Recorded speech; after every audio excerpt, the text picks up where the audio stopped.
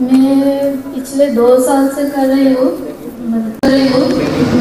बहुत कुछ देखा है मैंने। पहले बार आज फर्स्ट टाइम मैंने शिव जी को देखा है। वाह, वेरी गुड, कंग्रेट्स।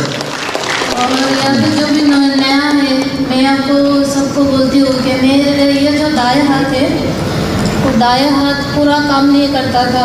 बीच में इतना सारा मेडिसिन खाना पड़ता था कि मेडिसिन से मेरा पेट भर जाता था। सिर्फ इस मेडिटेशन से मैं आज पूरा क्योर हो गए। Very good.